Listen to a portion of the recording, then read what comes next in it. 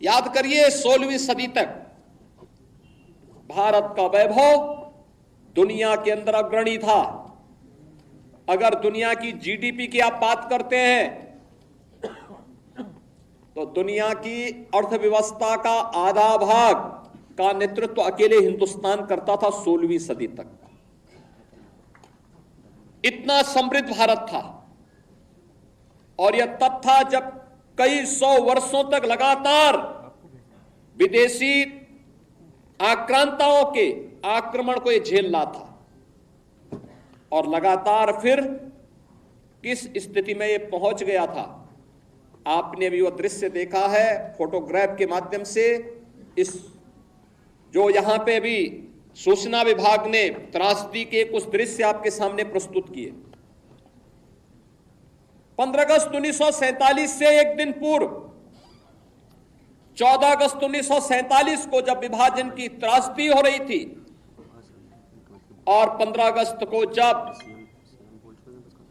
देश के अंदर तत्कालीन प्रधानमंत्री पंडित जवाहरलाल नेहरू के द्वारा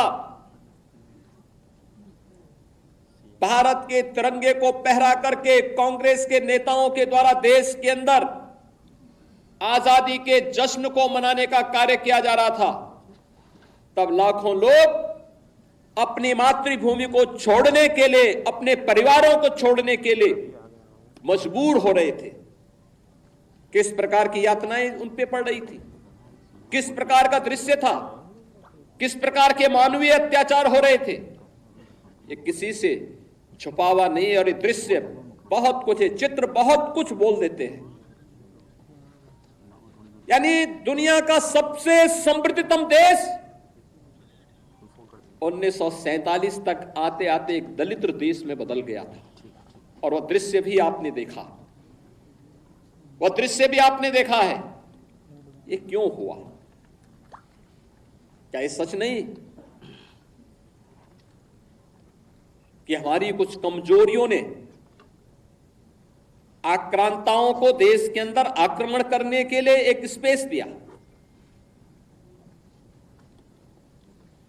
और जो गलतियां इतिहास के उन काले अध्यायों में हम सबके सामने कैद है, क्या वही गलतियां चुनाव के समय राजनीतिक नेतृत्व देश के अंदर इस प्रकार की गलतियां राजनीतिक दलों के द्वारा नहीं की जाती हैं? ये जाति के नाम पर विभाजन की त्रासदी तक पहुंचाने की एक कथा वही है जो पहले जातीयता के नाम पर होता था, जातिवाद के नाम पर होता था। आज वही कार्य, वही कृत्य, वही कारनामे राजनीतिक दलों के स्तर पर जातीयता का नग्न तांडव करके फिर उसी विभाजन की ओर ले जाने की कुछ सी चेष्टा की जा रही है। परिणाम क्या है? परिणाम आप सबके सामने फिर वही है। परिणाम फिर आपके सामने वही है। तिथि बदली है, लेकिन चेहरे बदले होंगे,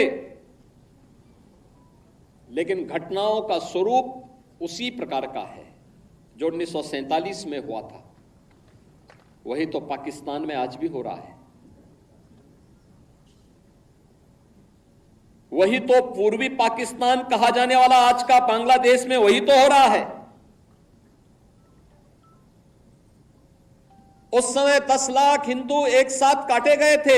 हिंदू, सिख, सभी थे, एक साथ काटे गए थे। और आज भी वही आगजनी, वही तोड़फोड़, वही लूटपाट, बहन और बेटियों के साथ वही अत्याचार, उसी प्रकार की त्रासदी का दृश्य आज भी हम सबके सामने है। और इस सब के बावजूद इस प्रकार के कार्यक्रमों को केवल एक औपचारिकता बना करके हम लोग केवल अपनी बात करने तक सीमित हो जाते हैं। आखिर कब इतिहास की इन गलतियों से हम सबक सीखेंगे?